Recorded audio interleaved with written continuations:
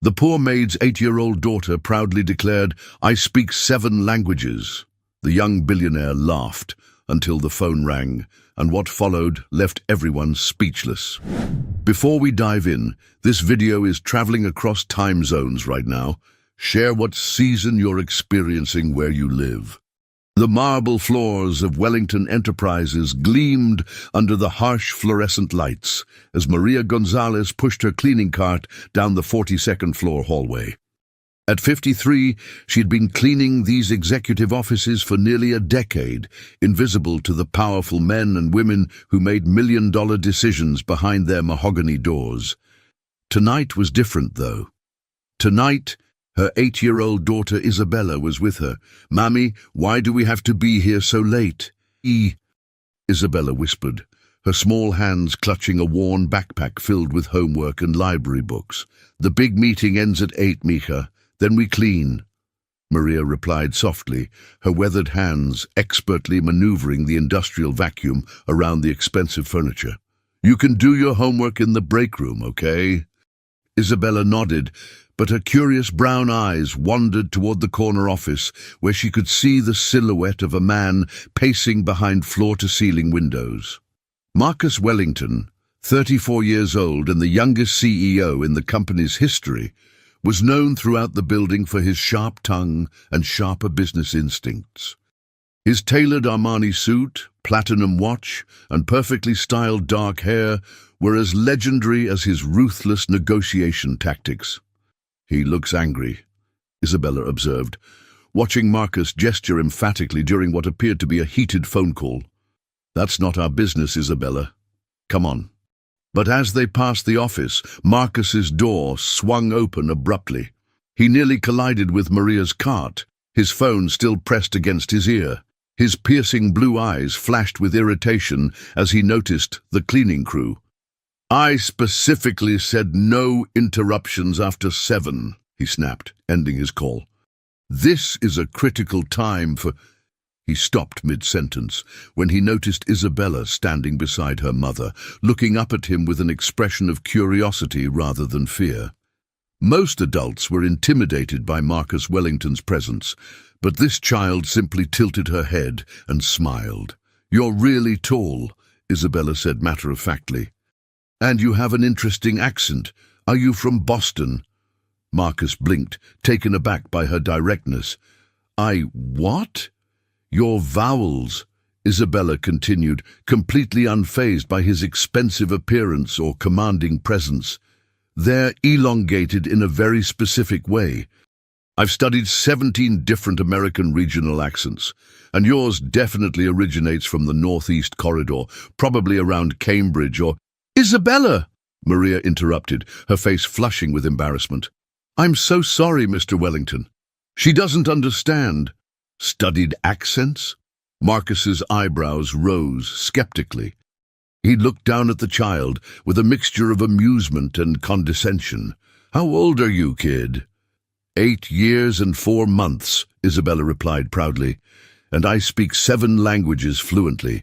Would you like me to demonstrate?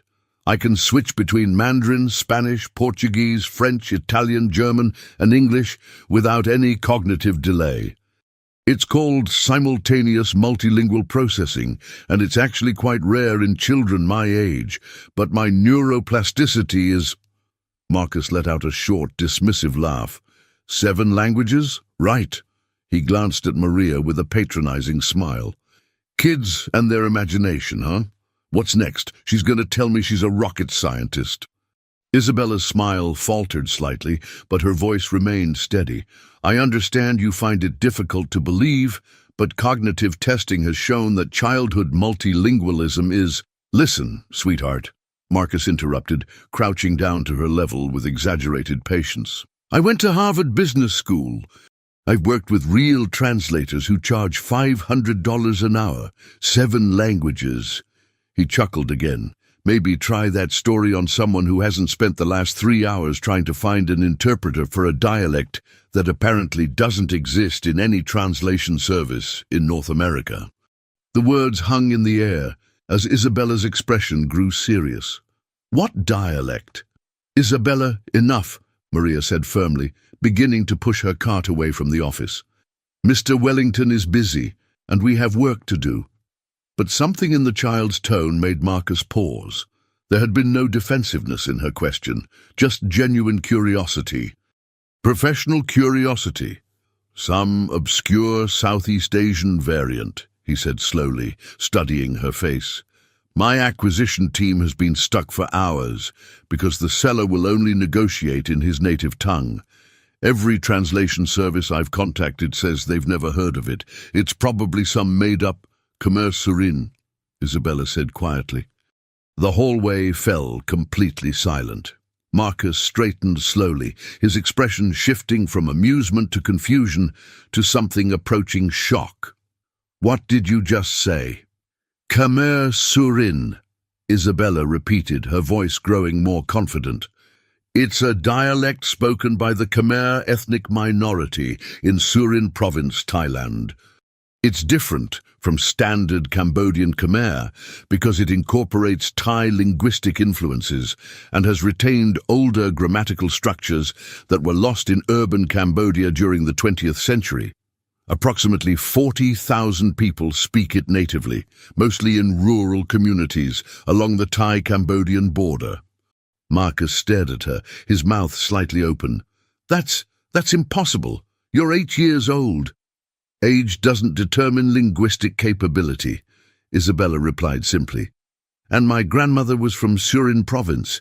She taught me when I was very small before she passed away. She said it was important to remember where we came from, even when the world tries to make us forget." The executive floor seemed to fade around them as Marcus processed what he'd just heard. The deal that had been consuming his entire week, the contract worth $500 million that had been slipping away because of communication barriers, the investors threatening to withdraw, all of it hinged on exactly what this child claimed to know. His phone buzzed insistently. The caller ID showed Bangkok, urgent. Marcus looked from the phone to Isabella's earnest face, then back to the phone. When he answered, his hand was trembling slightly. "Wellington here." The voice on the other end spoke rapidly, in what Marcus now recognized as Khmer Surin, filled with obvious frustration and agitation. After 30 seconds, the line went dead. Marcus lowered the phone slowly, his face pale. "What did he say?" he whispered. But before Isabella could answer, the elevator chimed softly, and the sound of approaching footsteps echoed through the marble hallway. Marcus's entire board of directors was returning from dinner, and they would expect answers he didn't have. The boardroom fell silent as Marcus faced the 7 most powerful people in his company. Through the floor-to-ceiling windows, the Seattle skyline glittered like scattered diamonds, but the atmosphere inside felt suffocating. Margaret Chen, the lead investor, tapped her manicured nails against the mahogany table with barely contained irritation. 48 hours, Marcus," she said coldly. "That's what you promised us. 48 hours to close the Bangkok acquisition, and here we are, 3 days later, with absolutely nothing to show for it." Marcus loosened his tie slightly, feeling the weight of their stares. "The language barrier has been more complex than anticipated. We're working with the most qualified translators available, but nothing," interrupted James Morrison, the silver-haired chairman of the board. "This deal represents the largest expansion opportunity in Wellington Enterprises history. $500 million, Marcus. If we lose this because you can't find someone to translate a simple conversation—" "It's not a simple conversation," Marcus defended, though his voice lacked its usual confidence. "The seller is insisting on conducting all negotiations in his native dialect. It's not just about translation, it's about cultural nuance, historical context, business etiquette specific to his region. One wrong phrase could destroy months of groundwork." Margaret leaned forward, her expression predatory. "Then perhaps it's time to consider new leadership. Someone who can handle international complexities without excuses." The threat hung in the air like a blade, Marcus had built this company from the ground up after his father's death, transforming a modest real estate firm into a global powerhouse. But the board had been looking for reasons to question his authority ever since his aggressive expansion strategy had put them billions in debt. This deal was supposed to prove his vision. Instead, it was becoming his downfall. "Give me 24 more hours," Marcus said quietly. 24 hours for what? Margaret's voice was sharp. To call more translation services? To waste more time on consultants who clearly can't help you? Marcus's phone buzzed against the table. Another call from Bangkok, the third one since the board meeting had started. He looked at the screen, then at the faces around the table, and made a decision that would have seemed impossible 3 hours earlier. "I have someone who can help." The silence that followed was deafening. "Someone?" James's eyebrows rose skeptically. "Marcus, we've contacted every major translation service in North America, 3 universities with Southeast Asian studies programs, and the Thai consulate. What exactly are you—" "Trust me," Marcus interrupted, standing abruptly. 24 hours. That's all I need." He left the boardroom before anyone could object, his heart pounding as he walked quickly toward the elevator. The janitor's supply room was on the 38th floor, 4 floors down from the executive offices. He had never been there before. He had never needed to be there before. The elevator seemed to take forever. When the doors opened, Marcus found himself in a completely different world. The hallways were narrower, the lighting harsher, the carpet worn thin from decades of foot traffic. The air smelled of cleaning supplies and industrial disinfectant. He followed the sound of quiet conversation until he found a small break room, where Maria was helping Isabella with homework at a plastic table. Both looked up in surprise when he appeared in the doorway. "Mr. Wellington?" Maria stood quickly, confusion evident in her voice. "Is everything okay?" I need to speak with your daughter," Marcus said directly, then caught himself. "With your permission, of course." Isabella looked up from her math workbook, her pencil hovering over a multiplication problem. About Commersurin," Marcus confirmed, pulling out an empty chair. "Isabella, I need you to understand something. The conversation I was having when you identified the dialect, that was with Somchai Ratanawan, one of the wealthiest land developers in Southeast Asia. He owns 12,000 acres of prime real estate in Bangkok that we're trying to purchase for development. The deal would create jobs for thousands of people and establish Wellington Enterprises as a major player in the Asian market." Isabella nodded solemnly, as if 8-year-olds regularly discussed international real estate transactions. "But here's the problem," Marcus continued, leaning forward. "Mr. Ratanavan refuses to speak anything except his native dialect during business negotiations. He says it's a matter of respect for his ancestors and cultural heritage. Every translator we've contacted either doesn't know the dialect or doesn't understand the cultural protocols associated with land ownership in his specific region." That makes sense," Isabella said matter-of-factly. "In Khmer Surin culture, land isn't just property, it's ancestral connection.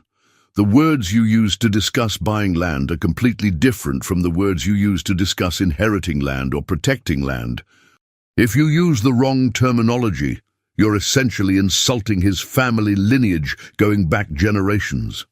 Marcus stared at her. "How do you know that?" "My grandmother told me stories," Isabella replied simply.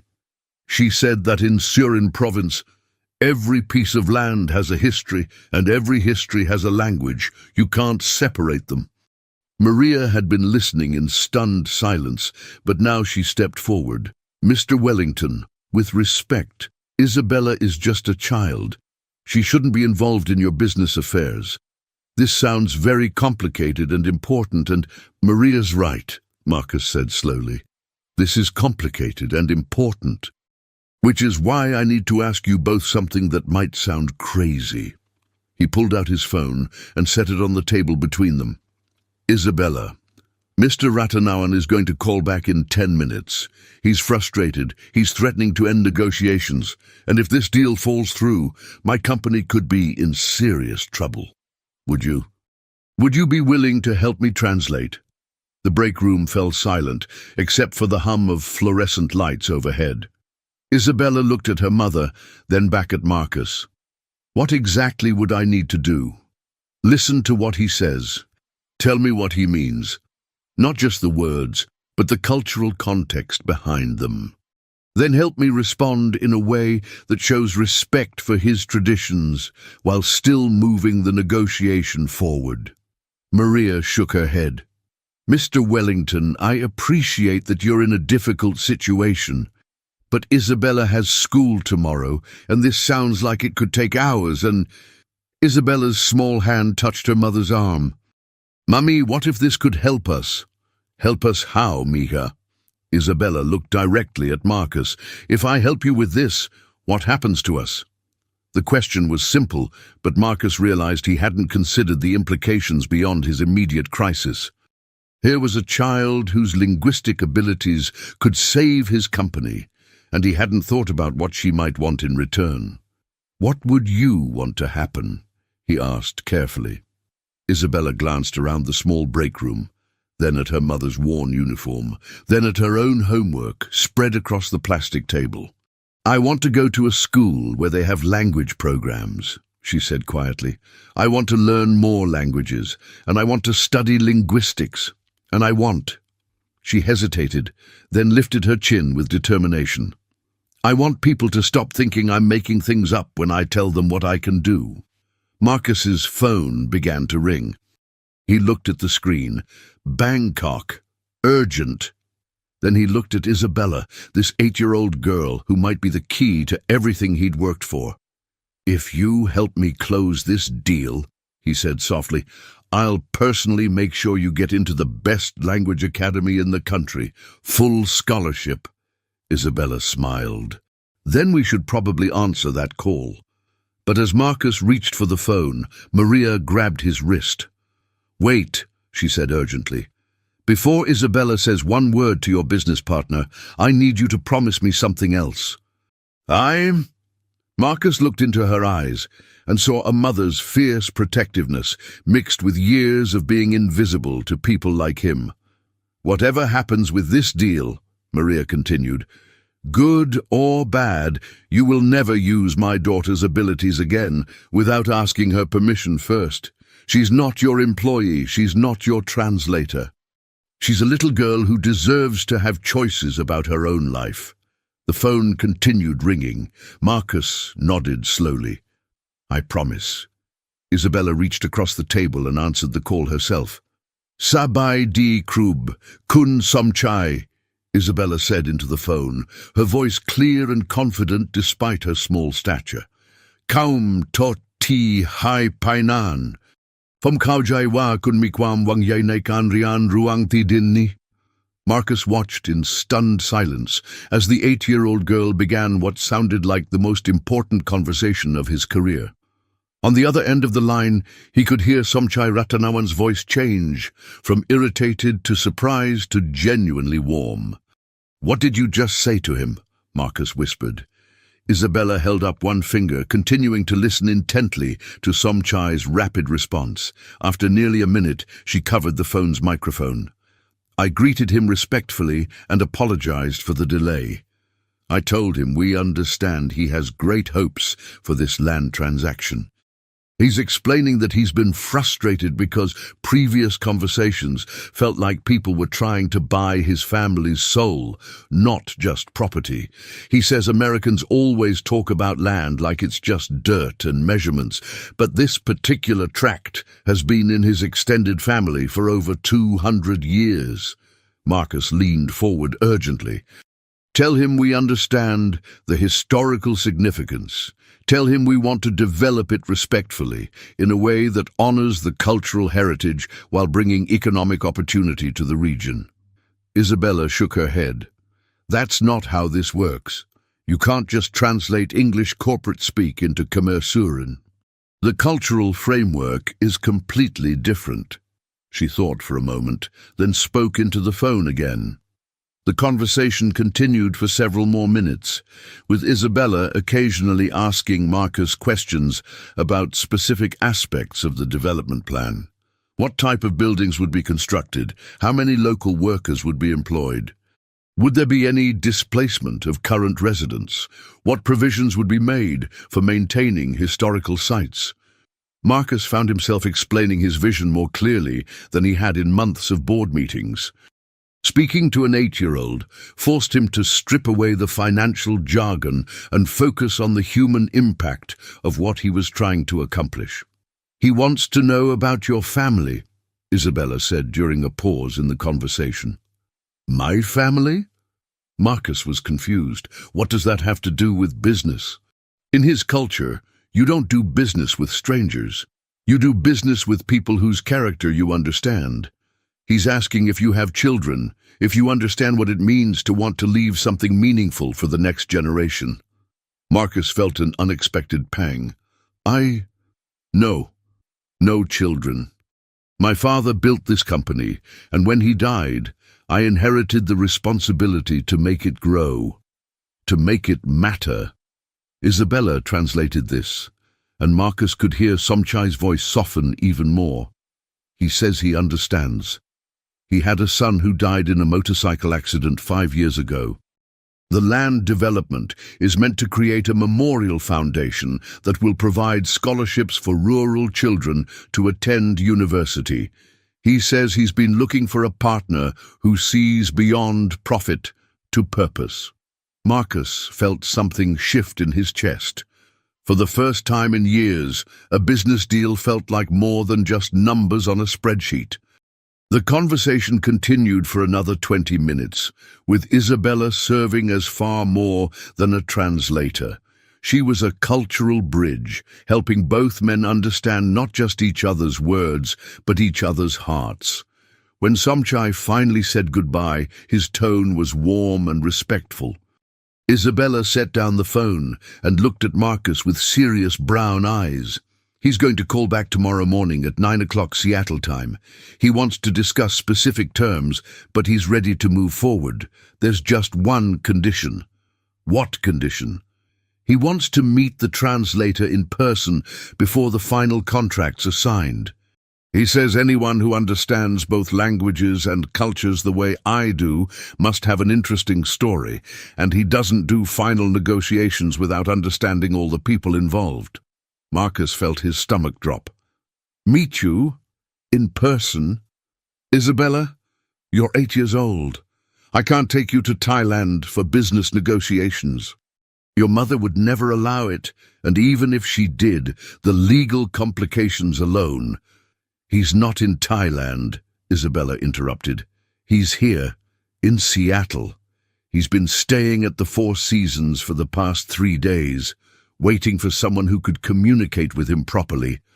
He says if we can meet for tea tomorrow afternoon, and if he feels comfortable with the cultural understanding being demonstrated, he'll sign the contracts by Friday." Marcus looked at Maria, who had been listening to this entire exchange with a mixture of pride and terror. "Mummy?" Isabella asked quietly. "What do you think?" Maria sat down heavily in her plastic chair. "I think," she said slowly, "that my daughter is more capable than I ever imagined, and I think Mr. Wellington needs to understand exactly what he's asking of our family." She turned to face Marcus directly. "This isn't just about translation anymore, is it? This is about Isabella representing your company in a negotiation worth hundreds of millions of dollars. This is about putting my 8-year-old daughter in a room with one of the wealthiest men in Southeast Asia and asking her to help you make decisions that will affect thousands of people." Marcus nodded slowly. "Yes, that's exactly what I'm asking." "Then here's what's going to happen," Maria continued, her voice growing stronger.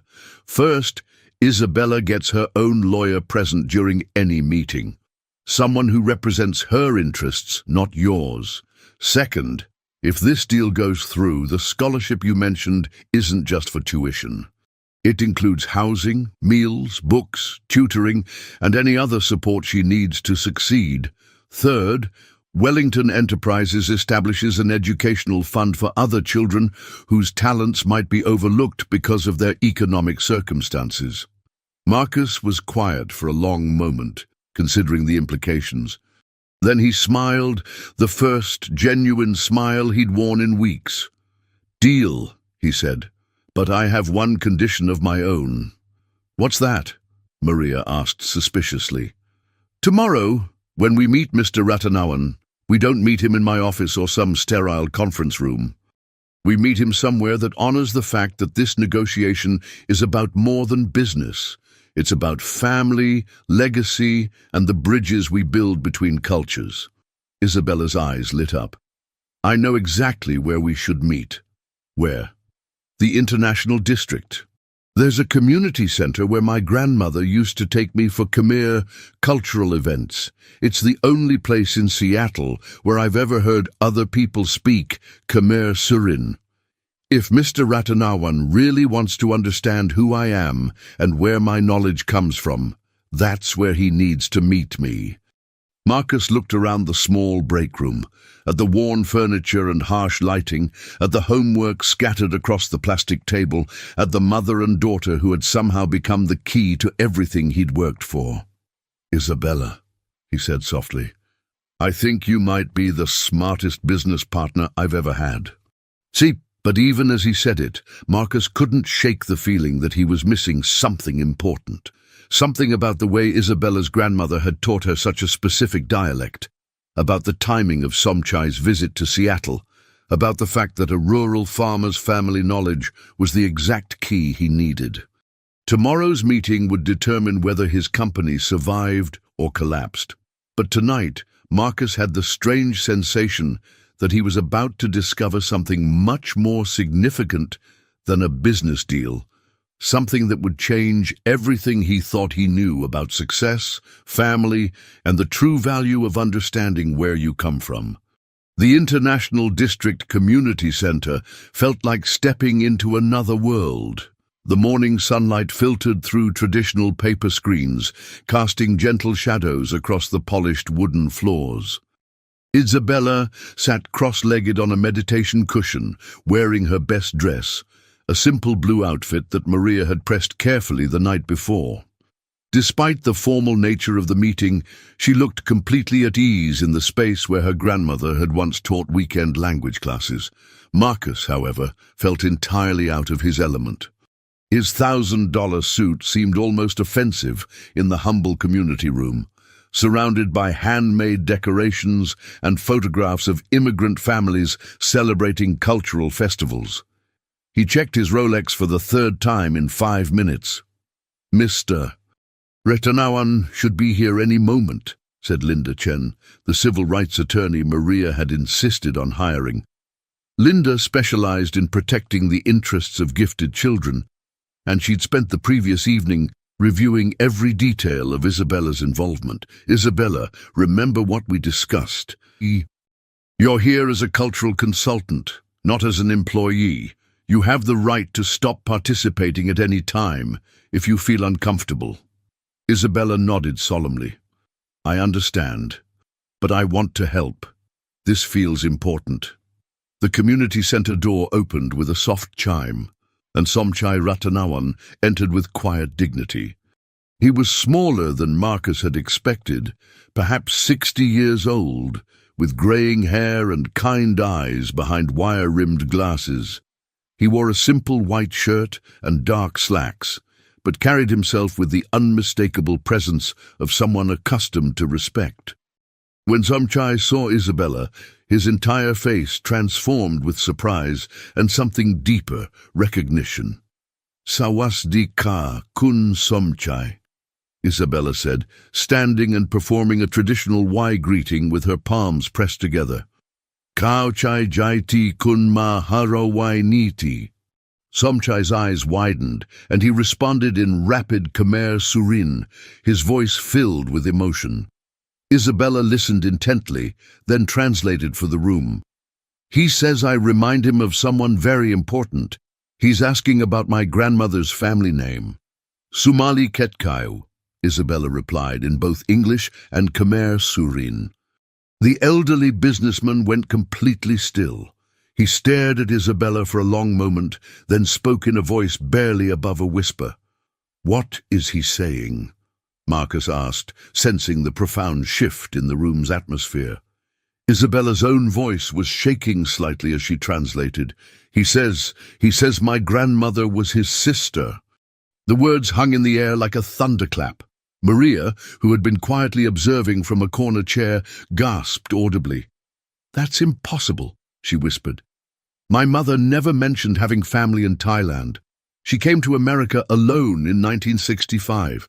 She said all her family had died during the conflicts in Cambodia."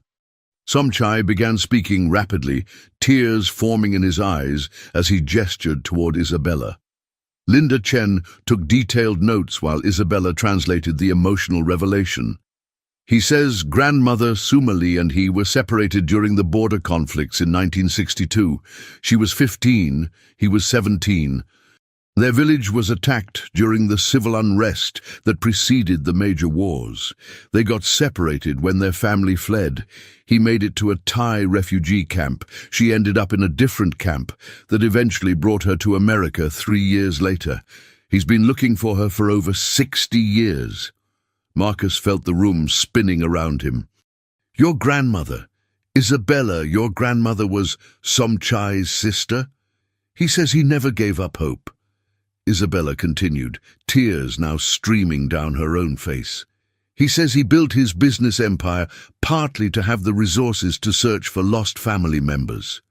The land he's selling, it's going to fund refugee reunification programs across Southeast Asia."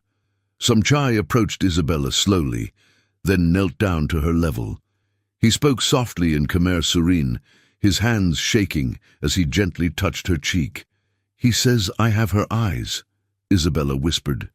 "He says grandmother used to sing a lullaby about traveling to a land where children could learn any language they dreamed of learning," he says. "He says she would be so proud to know that her granddaughter became the bridge between two worlds." Maria was crying openly now. "Isabella, do you understand what this means? Mr. Ratanawan is your great-uncle, your grandmother's brother." But Marcus was processing the implications on a completely different level. "The deal," he said slowly. "Somchai, you came to Seattle specifically to meet the translator. You knew, didn't you? Somehow you knew Isabella was connected to your family." Somchai stood and faced Marcus directly. When he spoke, his English was clear and precise, though heavily accented. "For over 60 years, I have been searching for Sumali's family. I hired genealogists, private investigators, immigration researchers. 3 months ago, we found records indicating that a Sumali Ketkov had arrived in Seattle in 1965 with refugee assistance. I came to America to search, but the trail was old and difficult. When my business contacts mentioned that a Khmer Surin translator was available in Seattle, the first one they had ever encountered, I knew it could not be coincidence. Our dialect is too rare, too specific to our family's region. I knew when she spoke yesterday that she had learned it the way only family teaches it. The songs, the stories, the way she understood not just words but heart." He pulled out a weathered photograph from his wallet. It showed 2 teenagers standing beside a river, the girl unmistakably resembling Isabella. "This is your grandmother and me, taken in early 1962, just months before we were separated. She made me promise that if I ever found her or her children, I would make sure they had every opportunity to learn and grow and become more than mere survival allowed us to be." Marcus looked around the room, at Isabella's tear-streaked face, at Maria's overwhelmed expression, at Linda Chen's furious note-taking, at Somchai's mixture of grief and joy. The business deal that had brought them together suddenly seemed like the least important thing in the room. "So what happens now?" Marcus asked quietly. "With the land deal, with Isabella, with everything." Somchai smiled through his tears. "Now we honor Sumali's memory by doing what she would have wanted. We complete this business transaction, but not as strangers seeking profit, as family working together to build something meaningful. He turned to Isabella. You helped save this man's company today, little one, but more importantly, you helped an old man find his way home to family he thought was lost forever. Isabella wiped her eyes and looked directly at Marcus. Mr. Wellington, I want to ask you something. Anything, Marcus replied, and realized he meant it completely. When you build on Uncle Somchai's land, will you include a memorial garden for grandmother? Somewhere families can come to remember the people they've lost and celebrate the connections they've found. Marcus felt something break open in his chest. Years of treating business as purely transactional, of seeing relationships as strategic alliances, of believing that success was measured only in profit margins. Isabella, he said softly, I'll build whatever you and your uncle think would honor her memory. But as the family reunion continued around him, Marcus couldn't shake the feeling that this extraordinary day was about to take another unexpected turn. Something about the timing, the connections, the way fate had brought them all together felt too perfect to be coincidental. And he was right to be suspicious, because Somchai Ratanawan had one more revelation that would change everything they thought they understood about family, legacy, and the true reason Isabella had developed such extraordinary linguistic abilities. The community center had grown quiet as the afternoon sun cast long shadows through the traditional screens. Isabella sat between her mother and her newly discovered great-uncle, looking through decades of photographs that Somchai had carried with him from Thailand. Marcus had called his board to postpone their emergency meeting, explaining only that new developments required additional consideration. Tell me about your education, Isabella, Somchai said gently, switching between English and Khmer Surin as naturally as breathing. Your grandmother, she was the smartest person in our village. She could learn anything, languages, mathematics, history. The teachers said she had a mind like a vault that never forgot anything. Isabella brightened. I'm like that too. I remember everything I hear, especially languages. The sounds just stick in my brain, and I can replay them whenever I want. Mama says I started speaking in full sentences when I was 18 months old, and by the time I was 3, I was translating for other kids at daycare whose parents spoke Spanish. Remarkable, Somchai murmured, but Marcus noticed something in the older man's expression. Not surprise, but confirmation of something he'd already suspected. Uncle Somchai, Isabella continued, how did you know to come to Seattle? How did you know to ask specifically for Khmer Surin translation? Somchai was quiet for a long moment, carefully choosing his words. That is a story that connects to why your grandmother was so special, little one, and why you are so special too. He reached into his briefcase and pulled out a worn leather journal, its pages yellowed with age. This belonged to your great-grandfather, my and Sumali's father. He was not just a farmer, as we told people for safety during the wars. He was a scholar, a keeper of linguistic history for our region.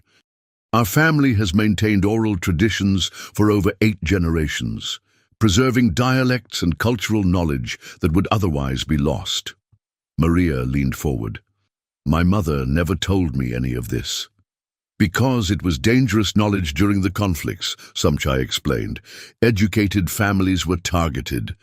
Preservers of culture were seen as threats to political control. When Sumali and I were separated in 1962, she had to hide her abilities to survive. I did the same when I first arrived in Thailand. Later, during the Khmer Rouge years in the 1970s, anyone with our kind of knowledge would have been killed immediately. By then, we had both learned to seem ordinary, unremarkable. He opened the journal to a page covered in handwritten notes in multiple scripts, Khmer, Thai, English, and what appeared to be other languages. But there was something else, Somchai continued, his voice dropping to almost a whisper. Something our father discovered about our bloodline that he made us promise to remember. Isabella's eyes widened. What kind of discovery?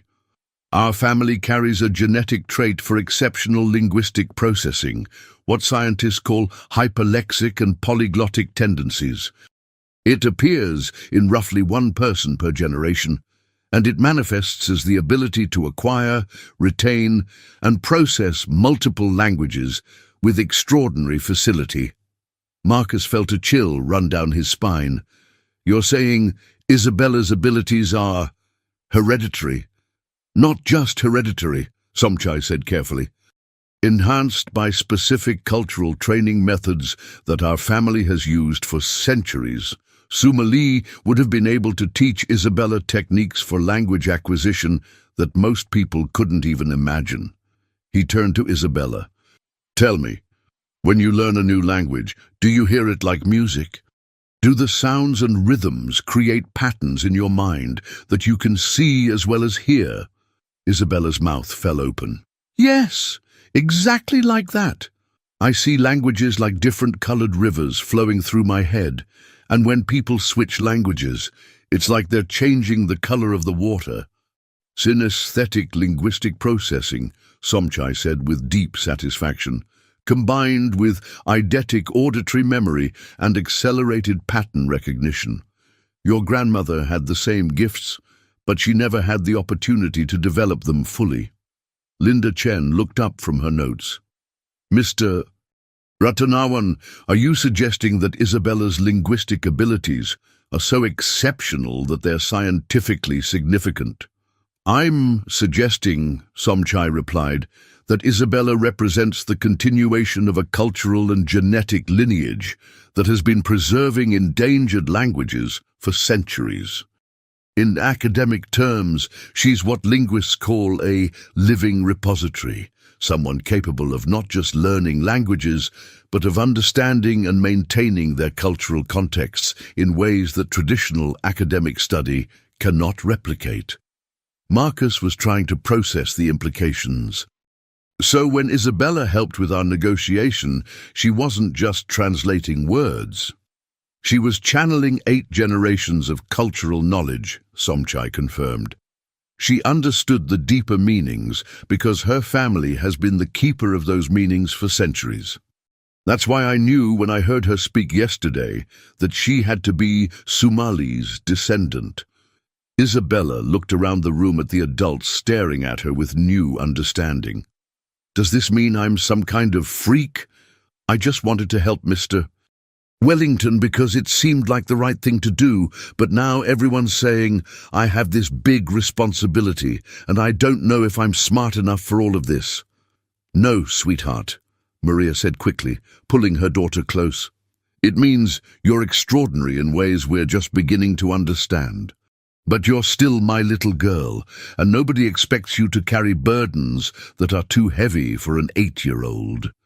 But it also means, Somchai added gently, that you have a responsibility. Our family's knowledge dies with us unless we pass it on. I have spent 50 years preserving what I could, but I have no children. You, Isabella, are the next keeper of our family's linguistic heritage.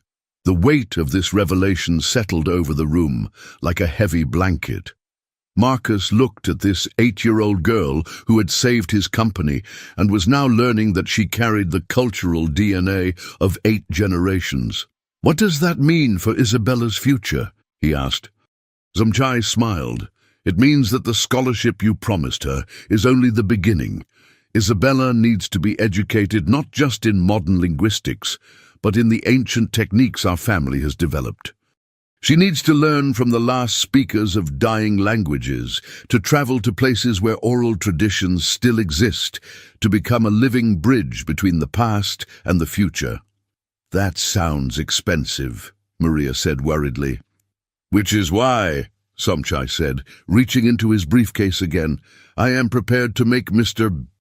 Wellington a very different kind of business proposition. Marcus tensed. What kind of proposition? I will sell you the Bangkok land for exactly half the price we discussed yesterday. 250 million instead of 500 million. Why would you do that? Somchai looked directly at Isabella. Because I want you to establish the Sumali Foundation with the money you save, a foundation dedicated to preserving endangered languages and supporting children with exceptional linguistic abilities. I want Isabella to be its first scholar, but not its last. Marcus felt the room spinning again. The deal he'd thought was about corporate expansion had become something entirely different. A legacy, a responsibility, a chance to honor the memory of a woman who had carried cultural treasures across oceans and through wars. And if I agree to this, Marcus asked, then you become more than a business partner, Somchai replied. You become part of our family's mission to ensure that knowledge and wisdom are never lost to violence or indifference. Isabella looked up at Marcus with those serious brown eyes that reminded him so much of the photograph of her grandmother. Mr. Wellington, she said quietly, yesterday you laughed when I told you I could speak 7 languages. Today you found out that saving your company was just the beginning of something much bigger. Are you ready for what comes next? Marcus realized that everything he'd thought he knew about success, about family, about the purpose of wealth, was about to change forever. But as he looked around the room, at this remarkable child, her proud mother, her long-lost great-uncle, and the possibility of creating something meaningful beyond profit margins, he found himself smiling. Isabella, he said, I think I'm ready for anything. But neither of them could have predicted what Uncle Somchai was about to reveal about the real reason he had come to Seattle, and how Isabella's discovery of her family heritage was about to solve a mystery that had been decades in the making. Drawer 06. The evening light filtered through the community center windows as Somchai opened a small wooden box he had been carrying in his briefcase. Inside, wrapped in silk cloth, were documents that looked far older than anything else they had seen that day. Before we finalize any business arrangements, Somchai said carefully, there is one more thing I must tell you about why I came to Seattle, something I have not shared with anyone in 50 years. Isabella leaned forward with curiosity, while Marcus felt a familiar tension, the sense that another revelation was coming that would change everything. When Sumali and I were separated at the Cambodian border, she was carrying something besides her personal belongings. Our father had given her a responsibility that she was supposed to fulfill when she reached safety in America. Somchai unwrapped the silk to reveal what appeared to be a hand-drawn map, covered in symbols and notations in multiple languages. This is a linguistic archaeological map, he explained. Our father spent his lifetime documenting the locations of cultural artifacts, buried libraries, and hidden repositories of knowledge that families like ours had concealed during various conflicts throughout Southeast Asian history. Before the wars intensified, he created copies of this map and entrusted them to his children. Maria's hand went to her throat. My mother, she mentioned something once about papers my grandfather had given her, but she said they were lost when she came to America. Not lost, Somchai said gently. Hidden. Sumali was instructed to find a safe place in America to preserve her copy of the map until someone from the family could come to retrieve it. Someone who could prove their linguistic heritage and their commitment to preserving cultural knowledge. Isabella's eyes widened with understanding. You came to Seattle to find the map? I came to Seattle because my research indicated that Sumali's family might be here, and that if they were, they would possess both the map and the linguistic abilities needed to use it effectively. When I heard that a Khmer Surin speaker was available for business translation, I knew it was more than coincidence. Marcus was struggling to keep up with the implications. You're telling us that Isabella's grandmother hid some kind of treasure map? Not treasure in the conventional sense, Somchai clarified. Knowledge treasure. The map indicates the locations of hidden libraries, buried manuscripts, and concealed cultural artifacts that represent centuries of accumulated wisdom from multiple civilizations. Some of these repositories contain the only remaining examples of extinct languages, lost medical knowledge, agricultural techniques that could help modern sustainability efforts, and artistic traditions that the world believes are completely lost. Linda Chen looked up from her furious note-taking. "And you believe Isabella's family has the key to finding these repositories?" "I believe Isabella herself is the key," Somchai replied. "The linguistic abilities in our family aren't just for communication, they're for decoding. The repositories are protected by linguistic puzzles that require not just knowledge of multiple languages, but the ability to understand how those languages evolved and interconnected across centuries." Isabella was staring at the map with intense concentration. "Uncle Somchai, some of these symbols, I recognize them.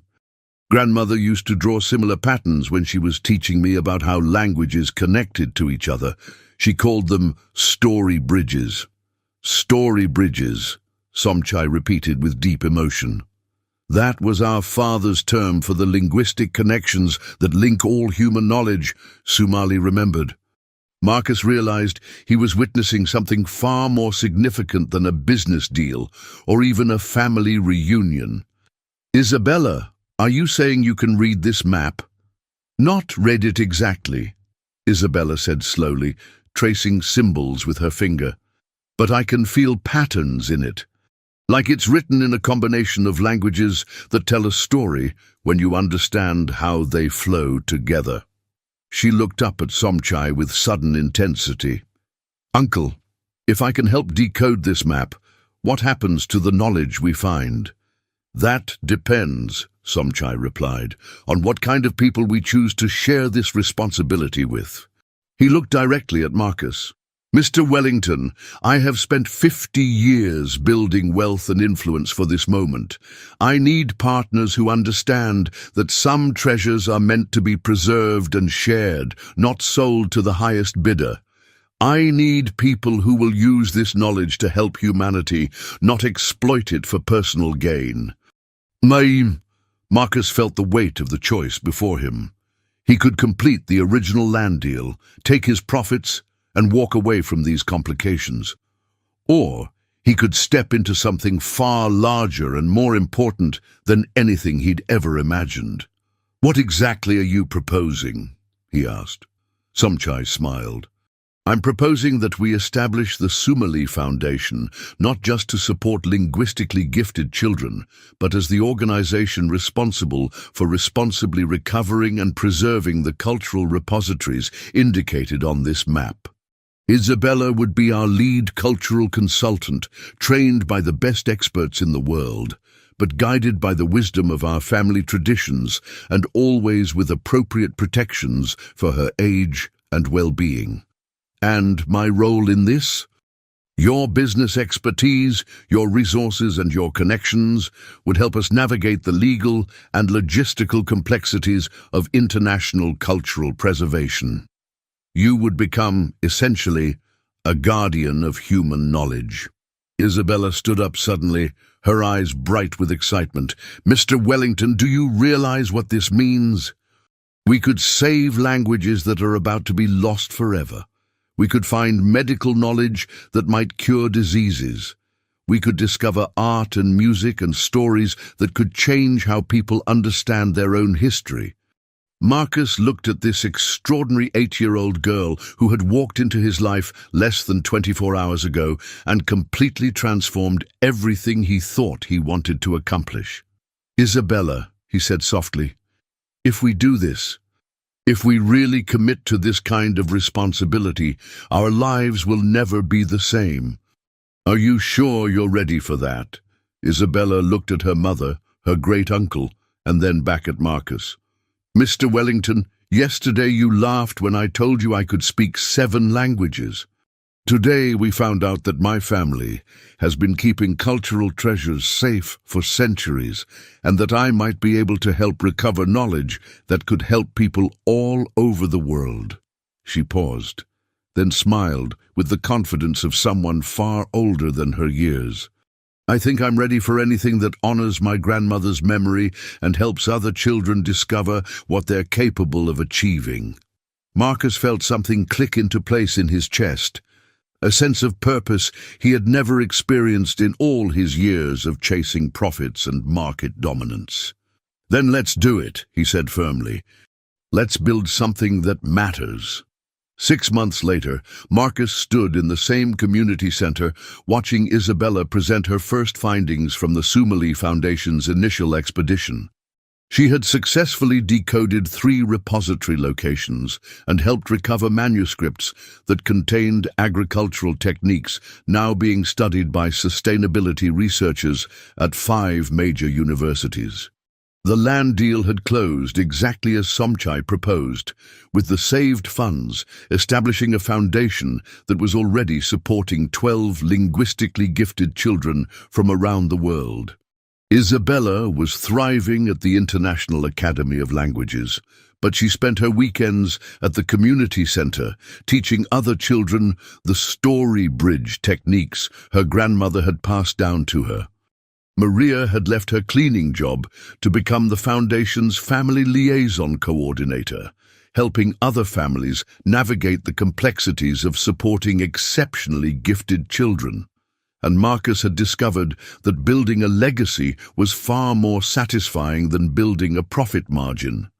As he watched Isabella explain to a roomful of fascinated children how languages connected cultures across time and geography, Marcus marveled at how completely his definition of success had changed.